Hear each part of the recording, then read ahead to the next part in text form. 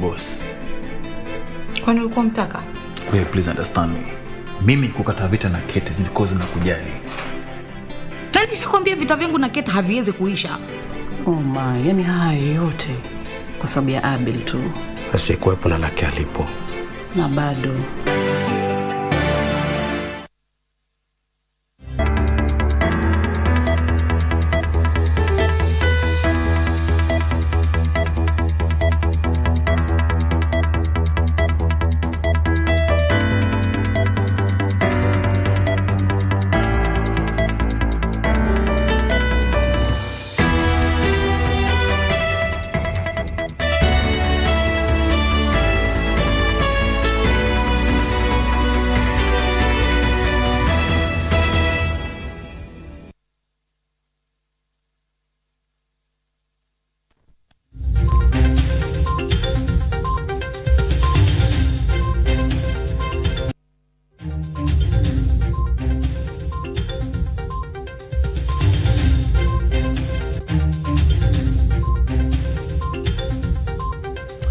Well, it's the 4th of September, the year 2023. Welcome to Prime Edition. My name is Mboya, our sign language interpreter tonight, Anne Wangeshi. Remember today, the African countries gathering for the first ever summit to be held here in the continent of Africa. 26 heads of state, including Kenya's President William Ruto, all converging here in Nairobi, Kenya. The president sending a very strong message that Africa is indeed the hub to the solutions that are being posed to all those climate change problems. And the question is this the spring to the spring for the steps towards the COP28 that's going to be held a little later on in Dubai? My colleague Regina Manyara has been pitching camp at the Kenyatta International Convention Center following the event there. Regina Manyara, I'd like to bring you in at this point. Tell us, how was it? Give us a summary of what went on down at KICC.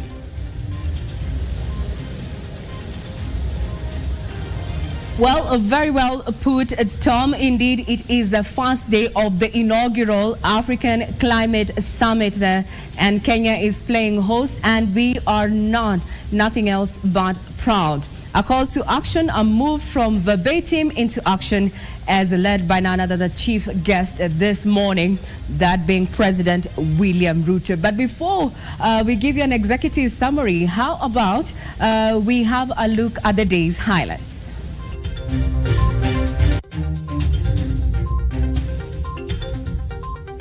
Africa is not poor. Africa is rich. Our continent is abundantly endowed with mineral and natural resource wealth. Africa in the saddle of tackling climate change as a 3-day climate summit kicks off in Nairobi, Kenya. Innovators Day, ideas for tackling climate change challenges displayed at the KICC. Plus, 5 people accused of defrauding 218 million shillings fined only 7.5 million shillings.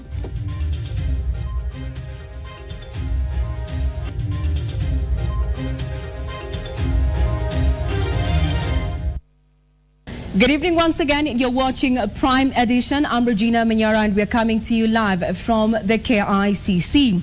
Now, Africa has resources needed to drive green growth. President William Ruto at the ongoing Africa Climate Summit said the continent's resources currently being used in developing green technologies can be the main source of revenue needed to drive green growth. Akola Judith has the details. President Dr. William Ruto has called for a relook at how to actualize the quest towards sustainable development that is cognizant of the need to go green. We are doing 4 things that are interconnected. Number 1, we are launching the strategy. Number 2, we are launching the plan. Number 3, we are celebrating the law that we have passed. And number 4, we are giving out money. Every other time I stand on a podium and say Kenya's grid is 92% renewable, people raise their eyebrows. They think it is not a reality. We want to tell the world it's possible to power your development, your industrialization using green energy.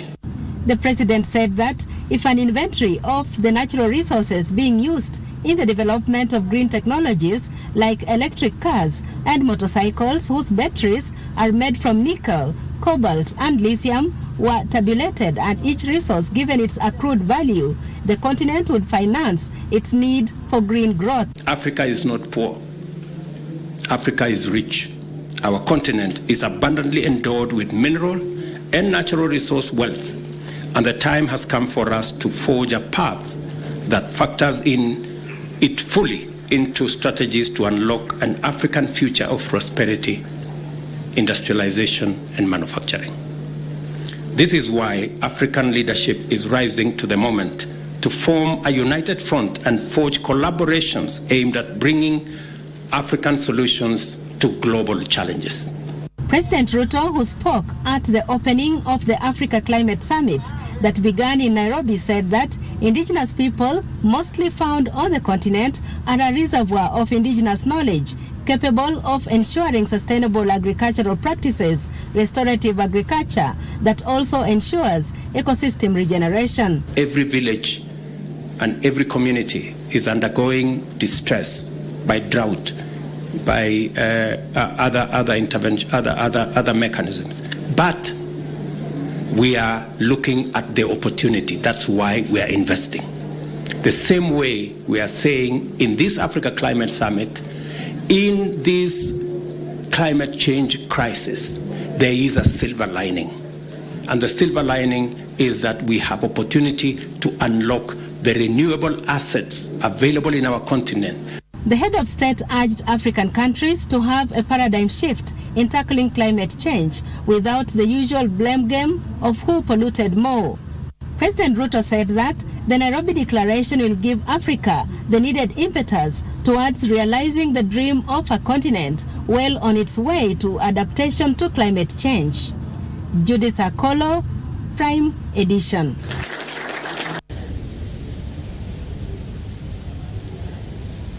Now, inefficient climate policies are keeping private sector financing to the African continent low. Now, a policy review will remove long-standing barriers, with industry players saying it will enable governments to tailor-make specific solutions aimed at equipping the continent to tackle climate change-induced disruptions. Mukami Ndita with the details. Despite only contributing less than 4% of greenhouse gases, Africa remains the most vulnerable to impacts of climate change, yet no proactive approaches are being made, especially to make funds available for African nations. In the years 2019 and 2020, an annual average of $29.5 billion in climate finance was committed to Africa, and approximately 39% of those commitments, which is equivalent to $11.4 billion, targeted adaptation activities. Of the $11.4 billion in adaptation commitments tracked from 2019 to 2020, more than 97% came from public actors, while less than 3% was tracked from the private sector.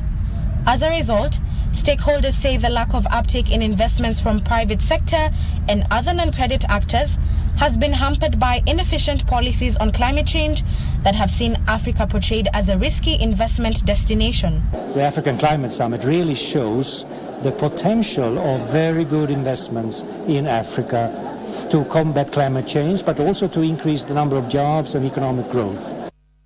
Additionally, they called for initiatives that will build capacity on the articulation of investment-ready national adaptation plans and mainstream climate resilience in government procurement. This, they said, will make African countries' climate environments more competitive, transparent, and accountable.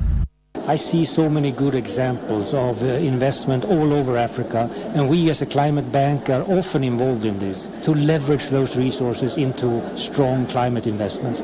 They also called upon development partners to create stronger synergies between international and national sources of finance that will help foster collaboration on climate change-related issues in a more harmonized and integrated approach. The way forward is attracting private capital. We are a crowd-in bank in the meaning that we want to do investments that also crowds in private capital. Climate financing and investments have been one of the biggest takeaways of the first day of the African Climate Summit, and now stakeholders are urging African governments to rework their policies and regulatory frameworks to ensure that Africa gets the kind of investment and funding it deserves. Reporting for Prime Edition, my name is Nduta Mokami.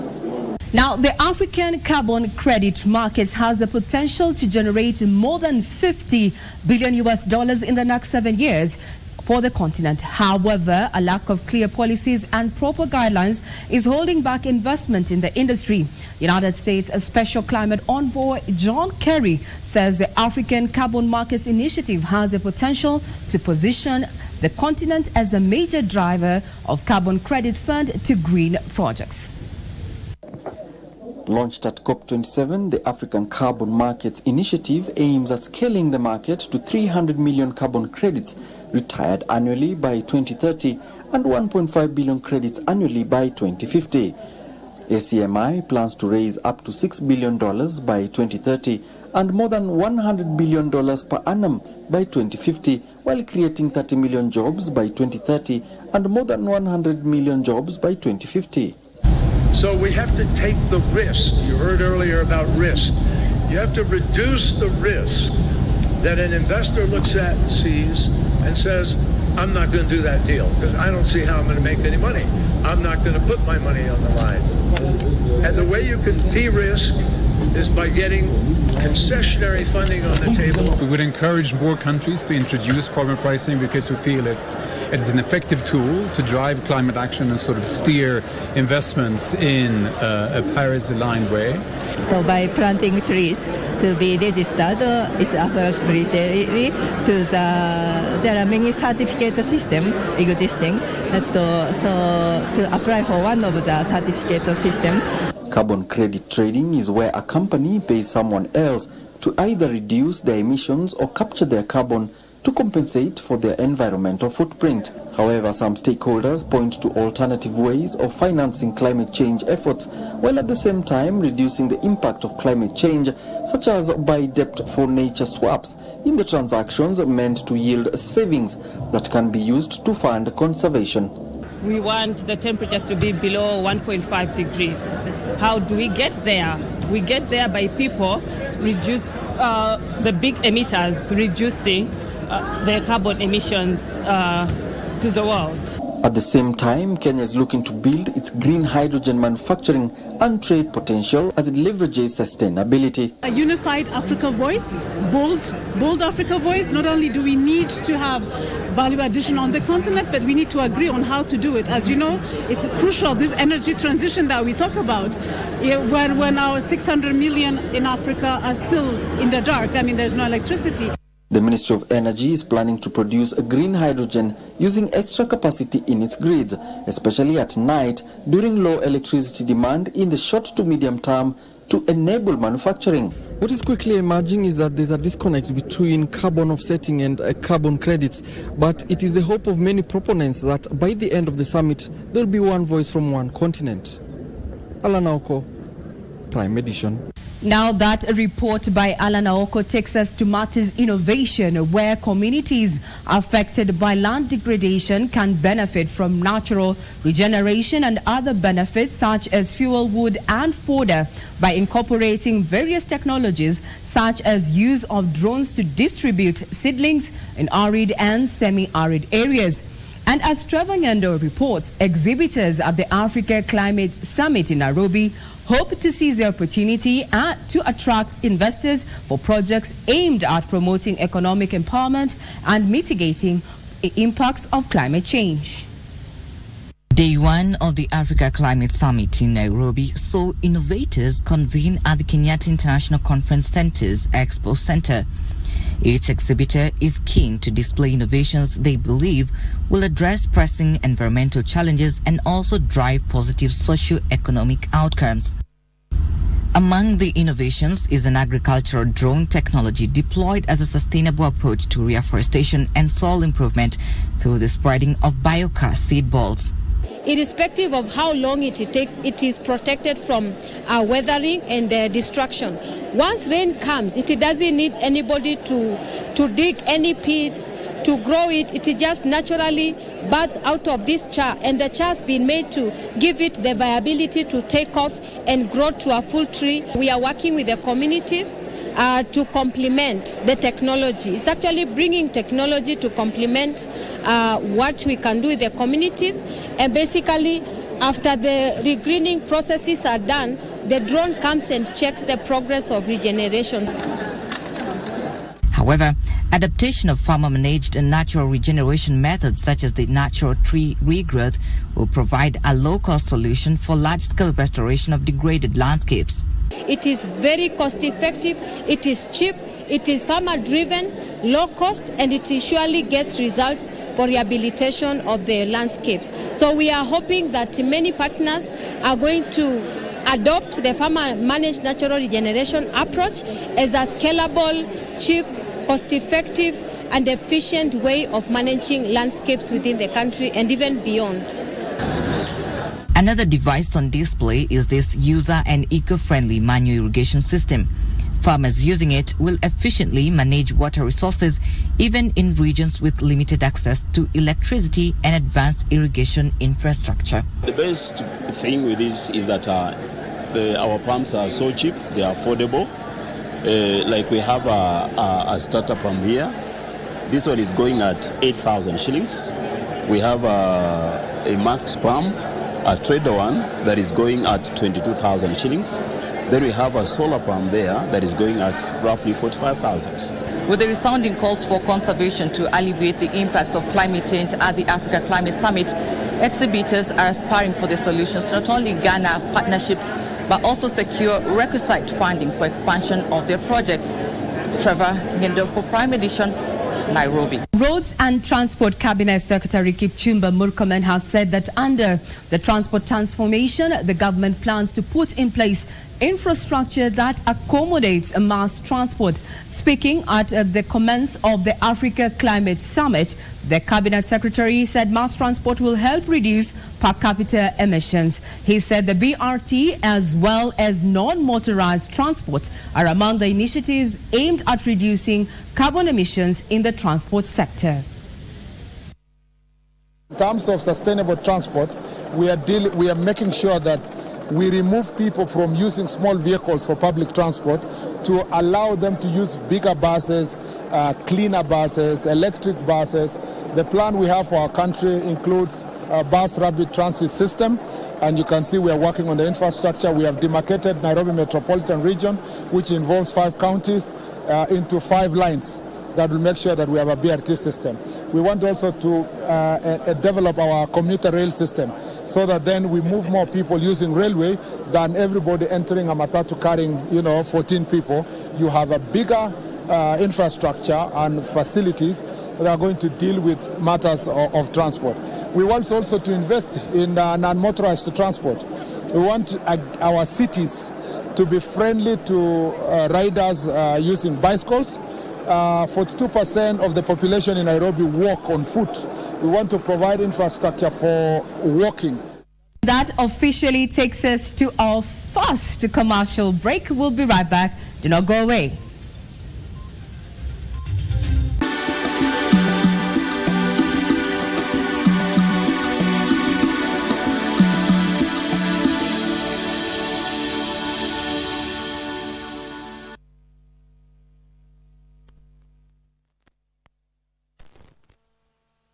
Usiwe mtazamaji pekee, shiriki kwenye Lucky Game na pia wewe unaweza jishindia kama Sheila. Nimeshinda TV 55 inch. Nimeshinda na imefika star 570 hash. Chagua Lucky Game. Utapata sanduku 7 zinakungoja mahali pale. Choose one of the boxes ambayo unahisi kwamba iko na bahati yako. Cheza sasa hivi mahali popote wakati wowote. Kumbuka ni star 570 hash. Jishindie. Shinda pesa moto moto.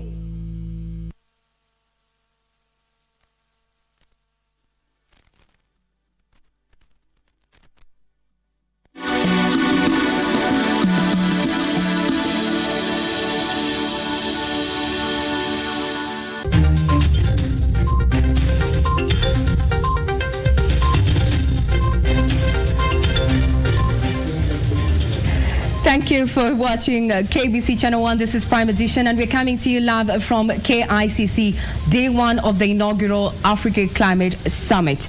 Now, First Lady Rachel Ruto says there must be meaningful involvement of young people in the war against climate change. Speaking during an engagement with other First Ladies at the ongoing Climate Summit, she said young people must be exposed to the potential and opportunities within the green economy to activate their participation in the war against climate change. Teresa Mutai with the details.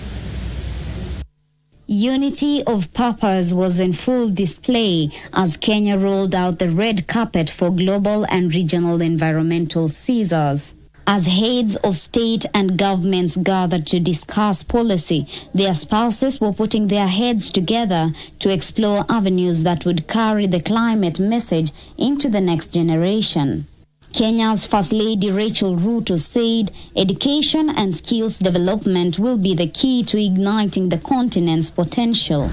The objective of the session is to highlight the power of education and the skills that need to be developed to prepare and propel Africa's future workforce as far as climate adaptation and green economy is concerned. She said that Kenya is ready to showcase its leadership in unlocking potential and formulating green economy plans aligned with global sustainable development goals.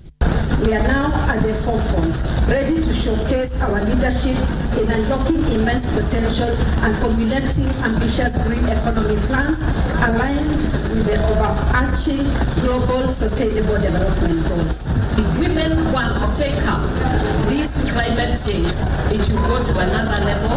The reason is that they constitute the greatest percentage of the people that actually care about the environment, the forests, and even when we come to literacy, mothers are some of the people who teach their children.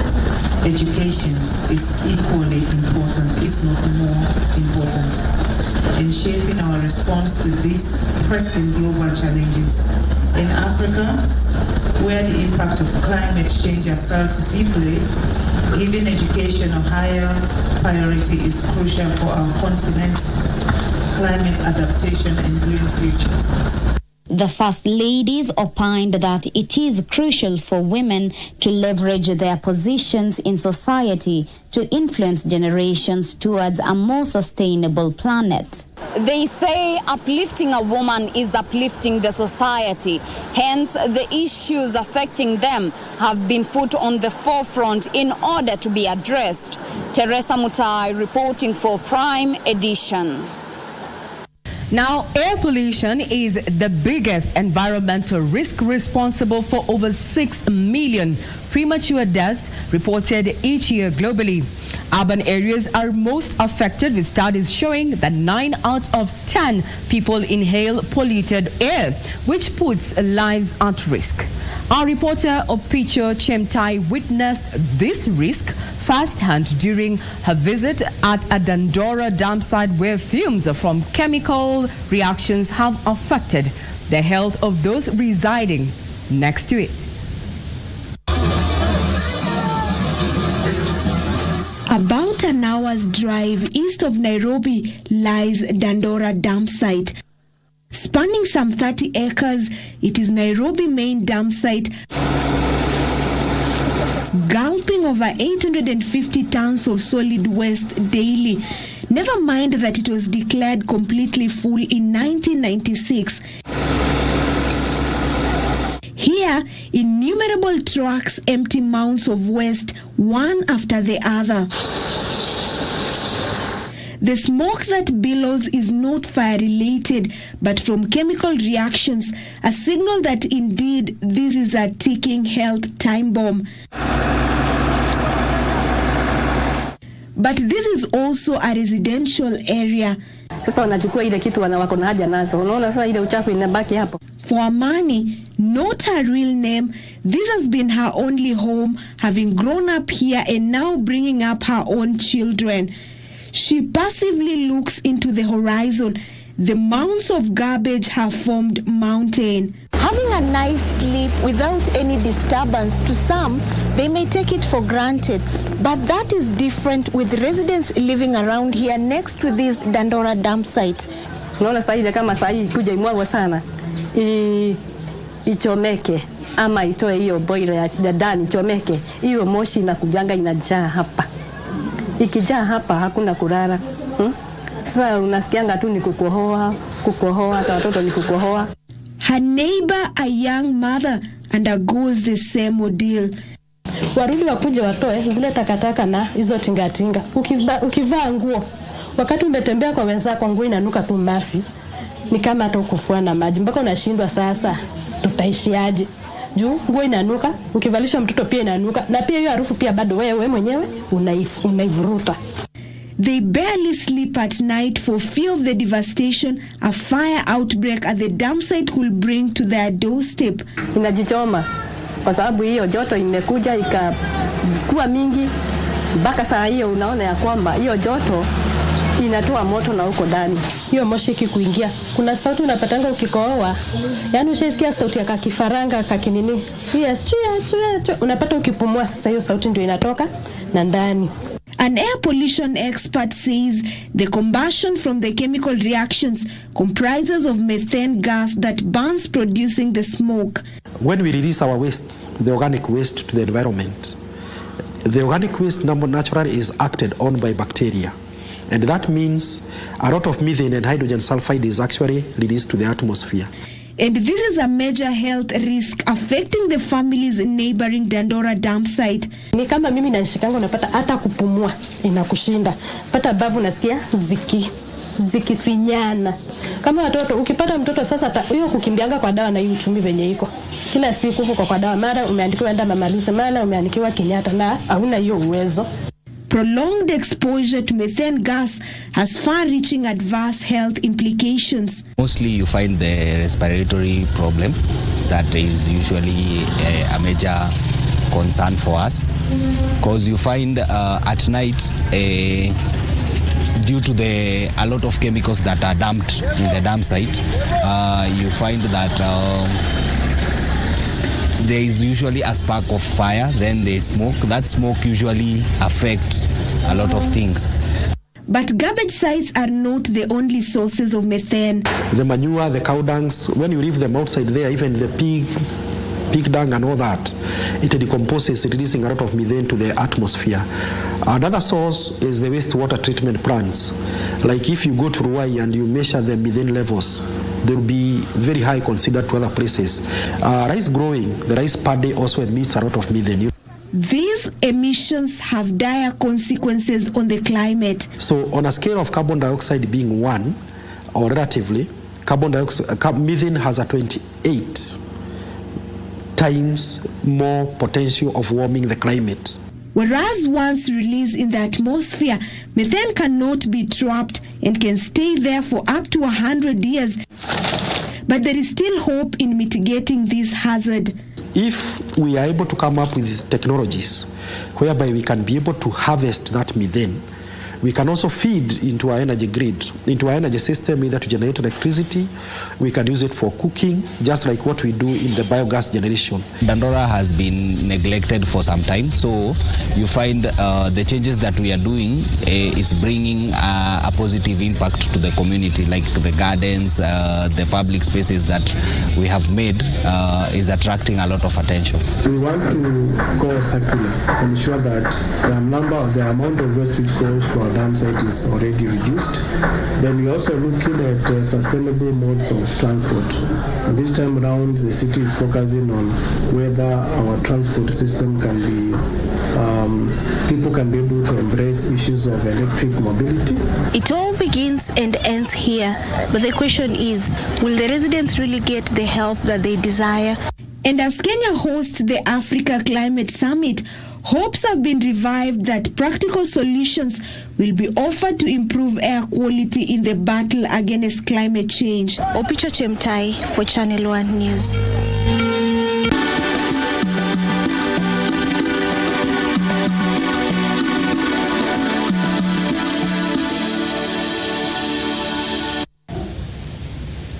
That is just but a summary of day one of the ongoing Africa Climate Summit that is being held right here at KICC. So what do we expect of day two, which is the 5th of September 2023? As early as around 6:30 a.m. tomorrow, we expect President William Ruto here, who is going to be playing the welcoming host to several heads of states who have graced this particular forum, after which at around 10 a.m. we are going to have a speech from the dubbed national statements by heads of state and governments, and first to the podium will be none other than His Excellency Moussa Faki, the chairperson of the African Union Commission, as well as His Excellency Azali Assoumani, the President of Comoros, and last but not least, President William Ruto. Further, during the day, it's quite packed, just like day one. The conversations around the potential, the regenerative potential of the blue economy in Africa. We are also going to have a conversation around the new global climate architecture. This is a conversation that has taken center stage, at least in day one, with a call by stakeholders to transform the system to enable Africa tap into the resources. As well, we are also going to have a conversation around adaptation. We're going to be keeping tabs on that as we focus on the inaugural African Climate Challenge Summit that is currently underway right here at KICC. From the crew and myself, we wish you a pleasant viewing ahead. See you tomorrow, bright and early. Regina Manyara coming to us from KICC. Of course, that summit getting into day two tomorrow, the goal ultimately is hopefully to have countries transitioning from fossil fuel to renewable energy. And the question is, can Africa power our energy needs with renewable energy? All those answers, of course, will come from this first summit ever to be held in the continent of Africa. Now, Deputy President Rigathi Gachagua now says Kenya is working on partnering with the United Arab Emirates to bolster school feeding programs in the country. Speaking when he hosted United Arab Emirates Minister for Environment and Climate Change, Mariam Al-Meiri, at Harambee House Annex, the DP said that the two countries enjoy strong ties and that Kenya is looking forward to working with UAE to increase the number of school children being fed at the learning institutions. Here is that report. Deputy President Rigathi Gachagua said Kenya remains committed to scaling up the number of children under the school feeding program from the current 1.8 million to 10 million by the year 2030.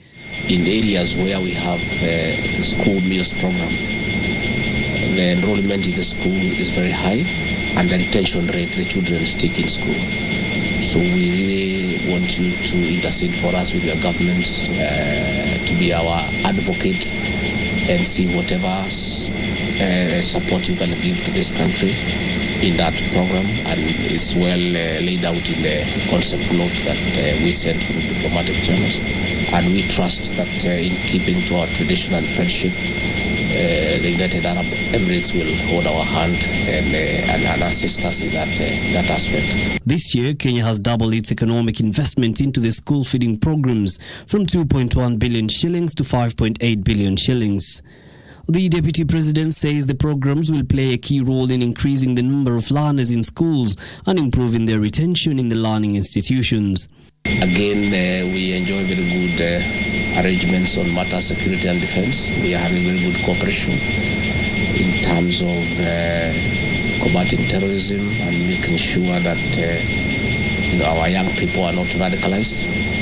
And that is why our school meals program is very important for us, because when these children don't go to school, they become easy prey to be recruited into terrorism groups. The UAE minister lauded Kenya for hosting the Africa Climate Summit, terming it as a good opportunity for the Global South to highlight their challenges and propose solutions to climate change. We really want to make sure that the COP28 is a COP for Africa, with Africa. The courtesy call on the DP followed the initial meeting in Rome, Italy last July, when the two met on the sidelines of the United Nations Food Systems Summit, when they agreed to look into better ways of boosting the ongoing meal programs.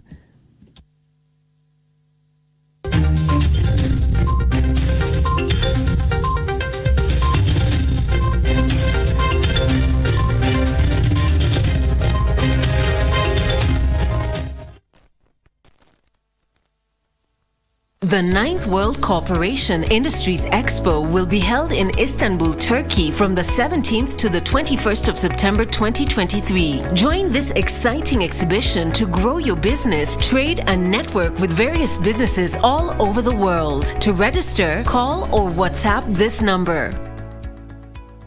Vijana chapakazi wenye nguvu za ziada. My youth, uko na talent ya kusing, spoken word, kucompose jingles ama any other unexploited artistic talent. Gava through Ministry of Information, Communication and the Digital Economy na KBC sasa wamekama up na project ya kupromote usanii called Studio Mashinani. Hizi ni studios ziko grassroots and they are fitted with high quality state-of-the-art equipment where you can produce quality audio and video music content for free. What's more, wanaoffer mentorship na talanta yako itakuwa promoted on KBC Channel 1 TV, Y254 na radio stations za KBC. Tembelea Studio Mashinani huko Comarox, Langata, Sauti House Mombasa, Kirwara huko Gatanga, Kitui next to Manyanyoni Chiefs Camp na Kisumu City wako hapo KBC Station. Usilalie talent. This is your chance to commercialize and popularize your talent through Studio Mashinani.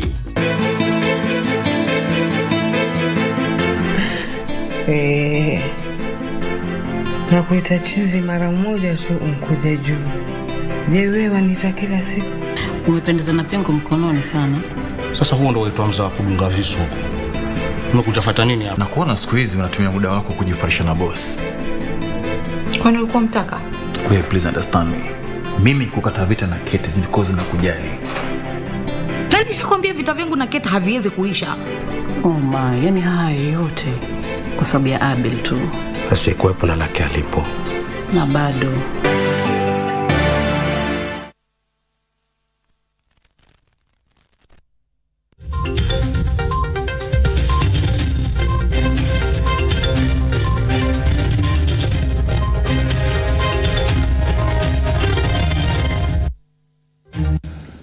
Welcome back. Now, the Kenya Broadcasting Corporation is the new host of Chipukizi Show, a television comedy show that is set to debut on the national broadcaster starting Monday of next week from 8 p.m. and it runs to 9 p.m.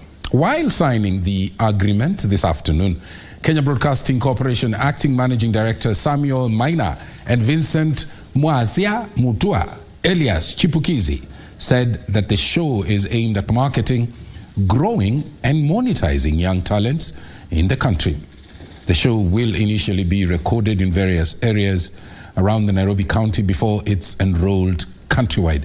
KBC Acting MD urged youth to empower their own whenever a chance arises as the country grapples with the challenge of youth unemployment. The future of this country belongs to young people. And one of the things that we are aspiring to do is giving young people an opportunity.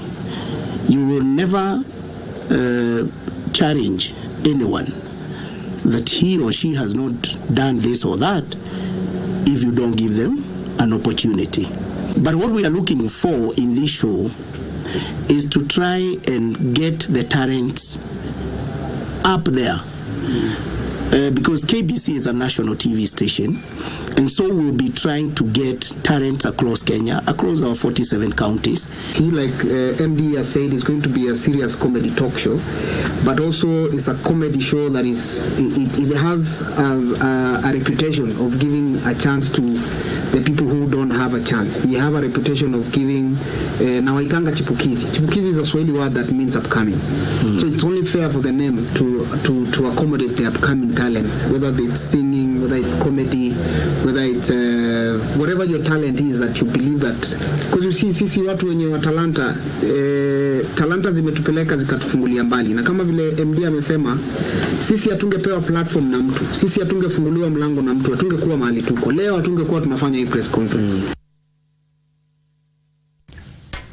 Now let's move on to the corridors of justice. And a Milimani Law Court has handed 5 accused persons a combined of 7.5 million shillings fine or 2 years imprisonment each after finding them guilty of several counts of forgery, obtaining money by false pretense, and defrauding Pembe Flour Mills of, believe it or not, a whopping 218.6 million shillings. Senior Principal Magistrate Peter Ooko, while giving his ruling, said that he had taken into account the amount of money involved, the offense committed by the accused. On the diverse dates between 22nd of July, the year 2013, and 8th of February, the year 2014, at Pembe Flour Mills Factory along Lunga Lunga Road within Nairobi County, jointly with others not before the court, the 5 accused, Wilson Ndungu Kamomoe, Mohamed Nasir Khalfan, Josephat Okeo Kagengo, Benjamin Mailunguku, and David Maingi Koki, fraudulently conspired to defraud Pembe Flour Mills of 218,665,038 shillings by false pretense.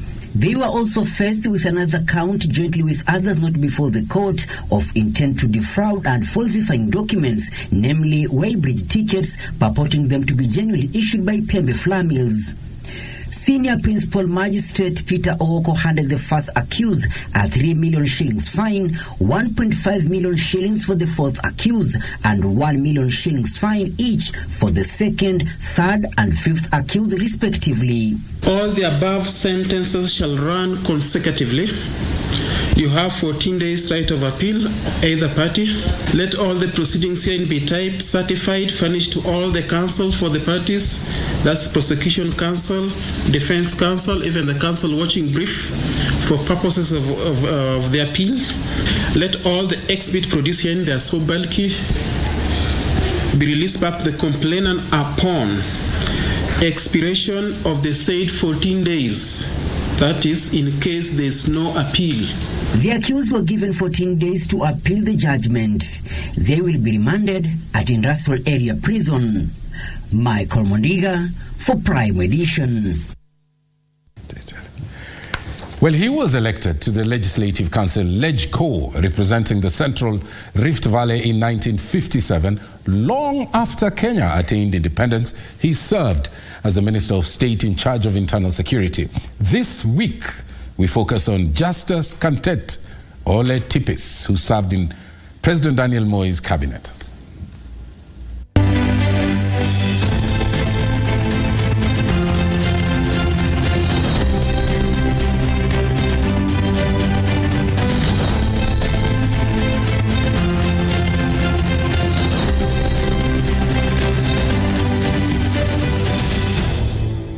Born in 1919 in Narosura, currently Narok South, Justus Kantet Ole Tipis trained as a veterinarian and was employed in the livestock department in 1937. In 1939, when the Second World War broke out, he was enlisted in the military, where he rose to become a colonial colonel. In 1946, after the war, he joined the provincial administration, and his first posting was Olenguluone in present-day Nakuru County. In 1957, Ole Tipis ventured into politics and was elected to the Legislative Council as a representative of the Central Rift Valley. When the Kenya African Democratic Union Party folded and merged with the Kenya African National Union in 1964, President Moi worked together with Tipis to bring the Rift Valley, then predominantly in the opposition, into Jomo Kenyatta's government. As KANU organizing secretary, he was a powerful operative. When Moi became the president, he appointed Ole Tipis as the Minister of State in charge of internal security. Having served as the Member of Parliament for Narok North from 1974, Ole Tipis lost to William Olentimama in 1988. Ole Tipis died in 1944. Jackie Wambiru, The Cabinet.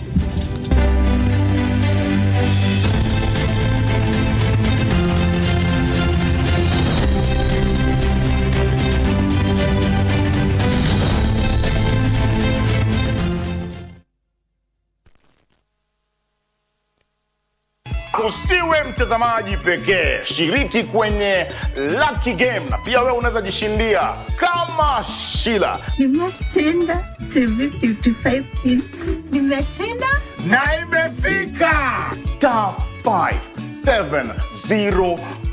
Chagua Lucky Game.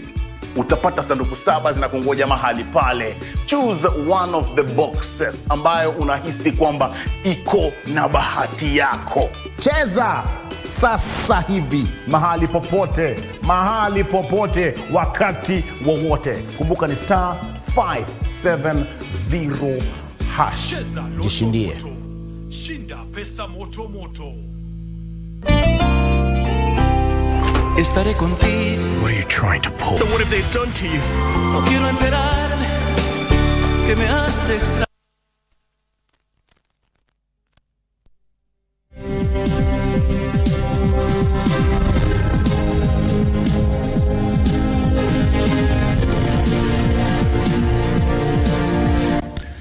Welcome. I'm holding the fort for the news anchor and the business segment. The government is working on enhancing transparency and accountability of public financial managers as it seeks to reduce corruption and minimize public debt. Auditor General Nancy Gathungu says that the public financial management tool that has been unveiled will enable citizens to access information on government finances and spending, thus enabling them to query their leaders and make informed decisions on public expenditure. In a landmark move towards greater transparency and accountability, the government has unveiled a cutting-edge public financial management tool designed to empower citizens with easy access to public financial information.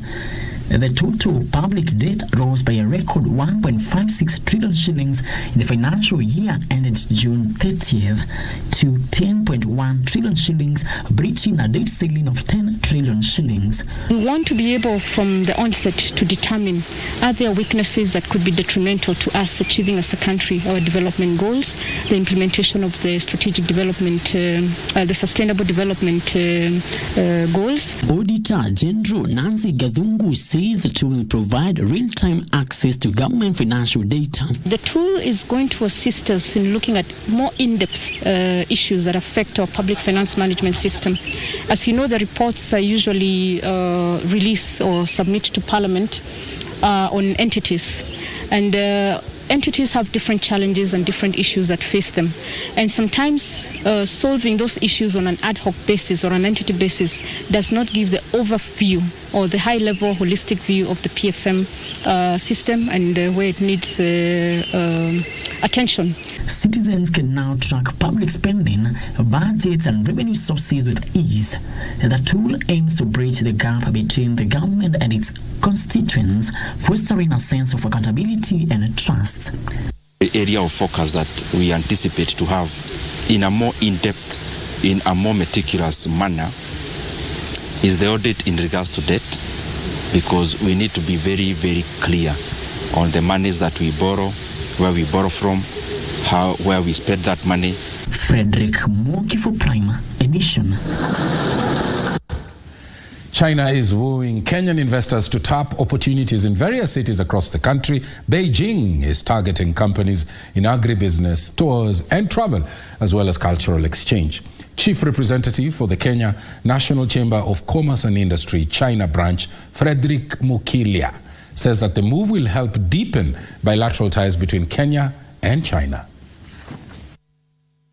Trade relations between Kenya and China have seen Chinese imports into the country increase at an annualized rate of 16.7% from $104 million in 1995 to $5.81 billion in 2021, aiming to further expand its trade agreements in the Asian spec. Kenya has been increasingly active in bilateral trade and economic cooperation with China's southwest municipality of Chongqing in recent years. Although the trade balance heavily favors China, Kenya has prioritized the creation of favorable trade policies that have seen an increase in investment opportunities into the Asian front. To bridge this gap, local manufacturers have been urged to leverage on collaborations with existing Chinese investors to enable more African enterprises and products penetrate the untapped Chongqing and Sichuan markets. Kenya National Chamber today signed an MOU with our chamber counterparts in Chongqing, and the reason for signing the MOU is to promote our business people, create information for them, and be able to link them up with our counterparts in China. The manufacturers have also been urged to expand their knowledge in fields such as mechanism construction and industrial development in order to drive up technological developments that will benefit a variety of sectors in the country. Medical field has always had a challenge in this country because of the cost of getting medical equipment. China has opened that up for us. We are able to now get medical equipment at better terms and more affordable cost. Things that normally a level 4, level 5 hospital will have not been able to achieve at a rate and at an agreement that we are able to afford, and then help the medical field in this country. KNCCI, in partnership with Chongqing Export Commodities Exhibition, are showcasing a selection of items in Nairobi, a move that is part of collaboration efforts between Kenya and China. Kenya has been advised to consider revising its agricultural policies to align them with climate-smart farming to mitigate against climate change. The Association for Strengthening Agricultural Research in Eastern and Central Africa Executive Director Enoch Warinda says change of policies in seed and fertilizer will accelerate streamlining of new technologies into the country's agricultural activities, thereby increasing food production. Kenya food imports from January to September last year stood at 183.93 billion shillings, the highest in 5 years, as Kenya grappled with 5 consecutive failed rain seasons. Players in the agriculture sector say the food import bill could be lowered if appropriate climate-smart technology can be adopted by smallholder farmers. The Association for Strengthening Agricultural Research in Eastern and Central Africa is advising the government to consider revising key agriculture policies to make it easier for technology to be ingrained into the country's food production. Where we want to look at how can we make our farmers resilient to climatic changes, the climatic shocks. And if we can address this, we are able to make these farmers access climate-smart agriculture technologies. The research organization is targeting to address gaps in seeds and chemical policies, among other key policies in the agriculture sector to increase production. Policies like the national seed policies, the national fertilizer policies, the national agriculture policies. We are also targeting to analyze the policies at regional level. When it comes to, for instance, the East African community, the policies at COMESA level, policies like the sanitary and phytosanitary protocols at the ESC level. Counties in the regional trade blocs have been encouraged to harmonize their agriculture policies and share knowledge on research and modern technology to increase intra-regional trade. We can have enough for even the trade in the region, and we don't even need to rely so much on any other external support, as long as we are able to look at and adopt the technologies which will enhance the productivity. Asereka is in the process of identifying agriculture technology policy gaps in 15 member states. Benson Rioba reporting for Prime Edition.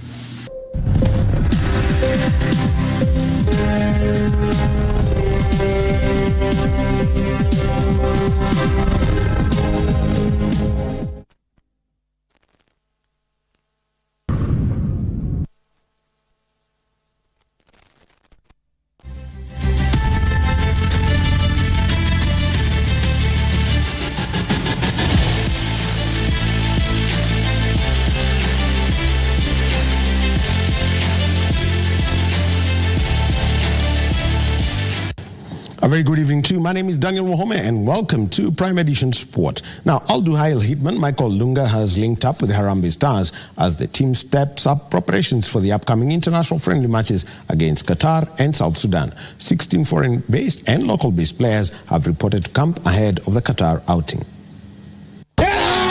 16 foreign and local-based players have reported to camp ahead of the Qatar assignment. It's going to be a fantastic game altogether, as well as being staged in one of the World Cup stadiums. For sure, it's going to be an amazing opportunity, not only for me, but also for the boys to go and compete in these kind of stadiums where great other athletes have participated before.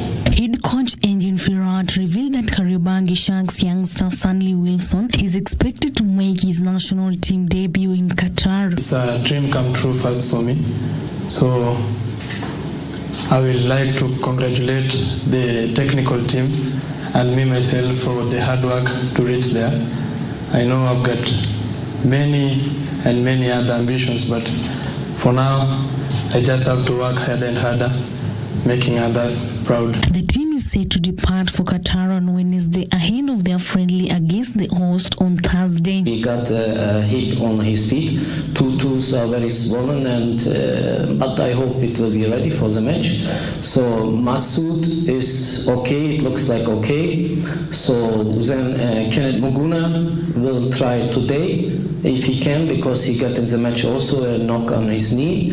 So what we have more? Ayub in the last training before match, he had a problem with he got hit by on his ankles. It's very swollen. So normally he should come here, but with his swollen leg you cannot travel. So therefore we will try to bring Ayub then directly to Doha and see what is his last situation.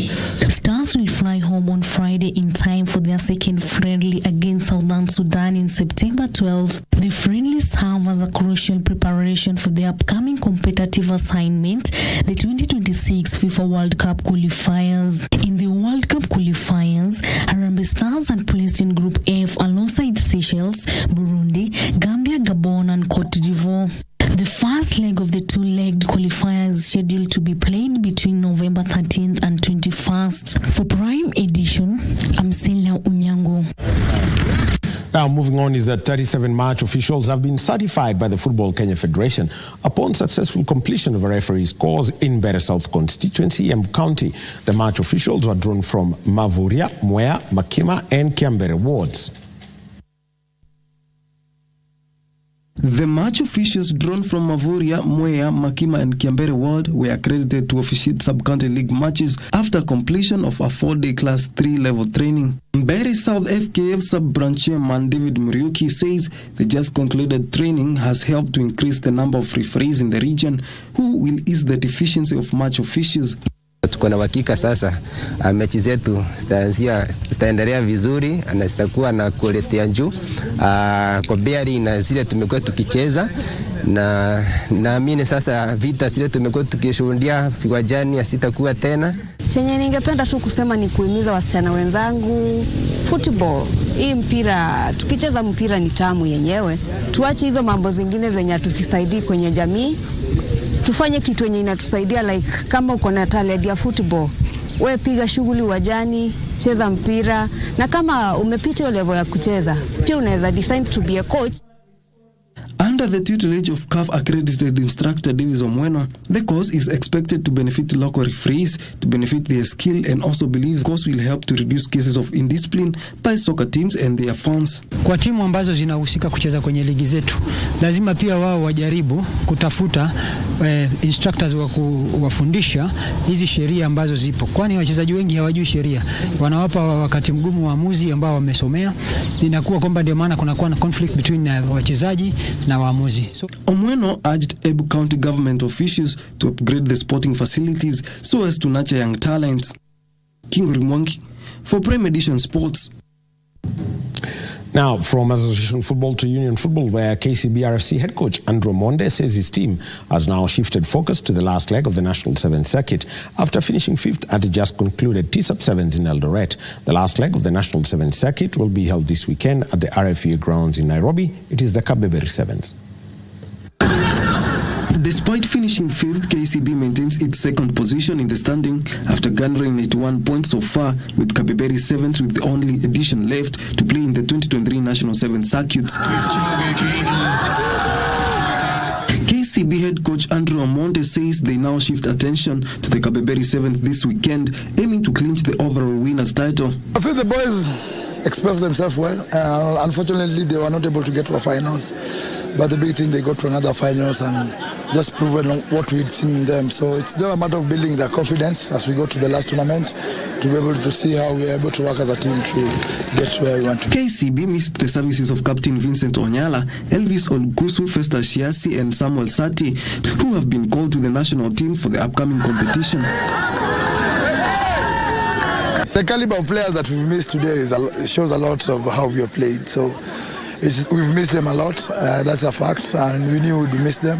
But it's also an opportunity for these young ones who have played their hearts out today. It's an opportunity to put on that shirt. Some of them had not even gotten the opportunity to play. So I think it's a plus on us because we've gotten even younger guys who have come in and they've played very well. The last leg of the National 7 circuit will be played next weekend in Nairobi.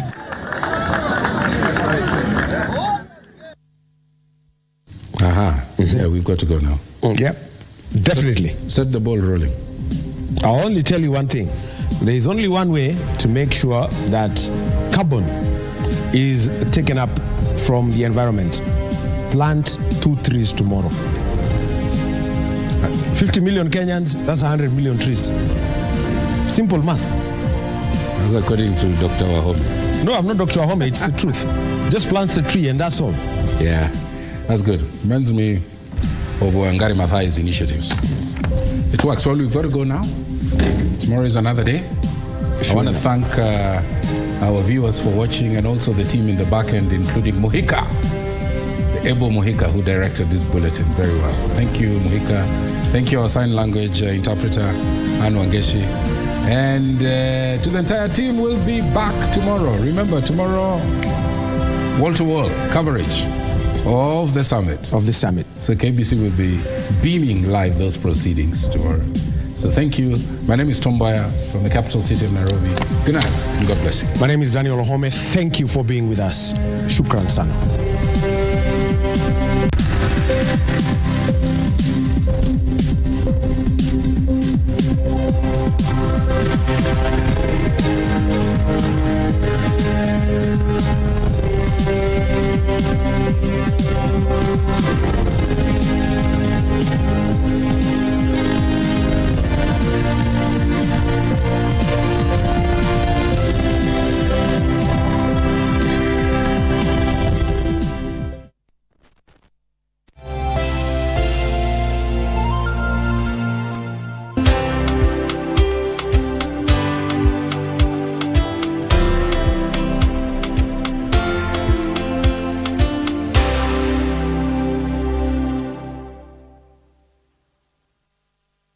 The future is hands-on, and Sensei College is at the front line of technical institutes in Kenya, offering practical and skill-based courses accredited by all concerned bodies, TVETA, NTSA and NITA. Sensei College offers driving and plant operator, cosmetology, fashion and design, mechanics, hydroponics and irrigation, installation, building construction, hospitality, photography and video production, electrical and electronics repairs, and ICT courses. Get free plant operator training when you enroll for plant mechanics, free driving when you enroll for motor vehicle mechanics, and free riding when you enroll for motorcycle mechanics. The requirement is an ID only, with intakes every first week of the month. We have 2 campuses in Nakuru and Nairobi. We provide meals and accommodation. Sensei College. My skills, my future.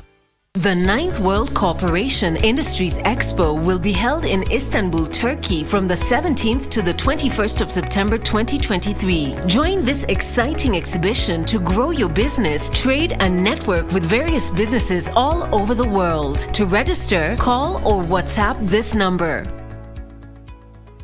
Usiwe mtazamaji pekee, shiriki kwenye Lucky Game na pia wewe unaweza jishindia kama Sheila. Nimeshinda TV 55 inch. Nimeshinda na imefika *570#. Chagua Lucky Game. utapata sanduku 7 zinakungoja mahali pale. Choose one of the boxes ambayo unahisi kwamba iko na bahati yako. Cheza sasa hivi, mahali popote, wakati wowote. Kumbuka ni *570#. Jishindie. Shinda pesa moto moto. Vijana chapakazi wenye nguvu za ziada. My youth, uko na talent ya kusing, spoken word, kucompose jingles ama any other unexploited artistic talent.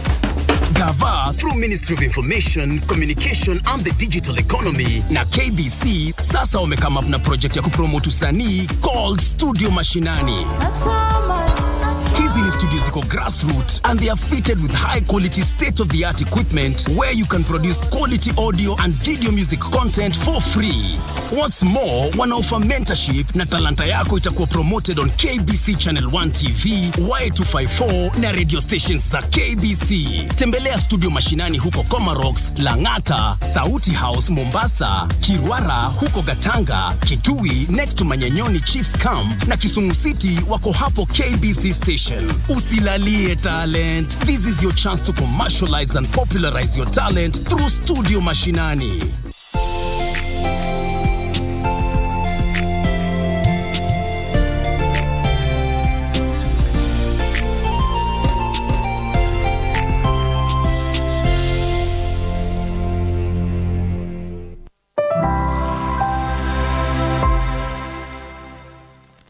Everybody, this is Mamita Eunice and you're watching Grapevine KBC Channel 1.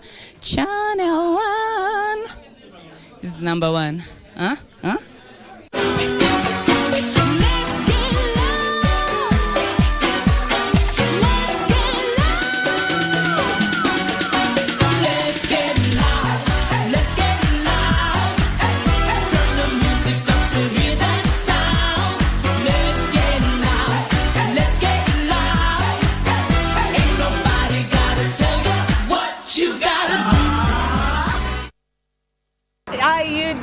My good people of the 254 and beyond, it is a brand new month and we have started on a high note. How you doing, Mula? Absolutely, man. This month, blessing, morning, testimony. Hey, they follow me, they go. It's all about big things popping, small things dropping. The biggest show is on, baby. Yes, and as is our usual, we are here to let you know everything that has been going on in the world of entertainment. And today's show is completely packed. Woo! Omolo anasumbua Tanzania. Calligraph Jones has been trending. Yeah, he trended the entire week last week. He's still trending this week, you know. Miss V, hey, let me tell you something, yeah? We were almost winning this battle. But Steve Simple Boy, hey, engage. Steve Simple Boy na engage unasema wanaharibu, but nani alituredeem? Saru gave us a good one. I mean, Saru